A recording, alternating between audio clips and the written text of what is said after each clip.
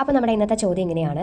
4000 രൂപ വിലയുള്ള ഒരു മൊബൈൽ ഫോൺ 4360 രൂപയ്ക്ക് വിറ്റാൽ ലാഭശതമാനം എത്രയാണ്? ലാഭശതമാനമാണ് നമുക്ക് കണ്ടുപിടിക്കേണ്ടത്. അപ്പോൾ നമ്മൾ എങ്ങനെ ഇത് കണ്ടുപിടിക്കും? ആദ്യം നമുക്ക് എത്രയാണ് ലാഭം കിട്ടിയെന്ന് നോക്കാം. അപ്പം ലാഭം എത്രയാണെന്ന് കണ്ടുപിടിക്കണം. എങ്ങനെ കണ്ടുപിടിക്കും? ഇവിടെ വിറ്റ വിലയുണ്ട്, വാങ്ങിയ വിലയുണ്ട് ആണല്ലോ. വിറ്റ വില എത്രയാണ്? ഇവിടുത്തെ വിറ്റ വില എന്ന് പറയുന്നത് 4360 ആണ്. വാങ്ങിയ വിലയോ 4000. അപ്പം 4360 നിന്ന് 4000 കുറയ്ക്കുമ്പോൾ ബാക്കി കിട്ടിയതാണ് എത്രയാണ്? ലാഭം. അപ്പോൾ 360 രൂപയാണ് എന്തെന്ന് പറയുന്നത് ഇവിടുത്തെ ലാഭം. നമുക്ക് കണ്ടുപിടിക്കേണ്ടത് എന്താണ്? ലാഭശതമാനമാണ് കണ്ടുപിടിക്കേണ്ടത്. എങ്ങനെ നമുക്ക് ലാഭശതമാനം കണ്ടുപിടിക്കാം? ലാഭശതമാനം കണ്ടുപിടിക്കാനായിട്ട് എന്ത് ചെയ്താൽ മതി? ലാഭം ബൈ വാങ്ങിയ വില എത്രയാണോ അത്, വാങ്ങിയ വില ഇൻറ്റു 100 ചെയ്താൽ മതി. ഇവിടെ ലാഭം എത്രയാണ്?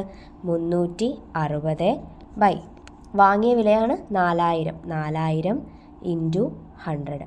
നമുക്ക് 0 ഒക്കെ ക്യാൻസൽ ചെയ്ത് കളയാം. ഇവിടുത്തെ 2 0 കളഞ്ഞു, ഇവിടെ 2, ഇതും ക്യാൻസലായി. ഇനി 36/4 എത്രയാണ്? 36/4 എന്ന് പറയുന്നത് 9 ഇൻറ്റു 4 ആണ് 36. അപ്പം ആൻസർ എത്ര കിട്ടും? 9% ഇവിടുത്തെ ലാഭം ശതമാനം എന്ന് പറയുന്നത്. അപ്പോൾ ആൻസർ 9 ആണ്.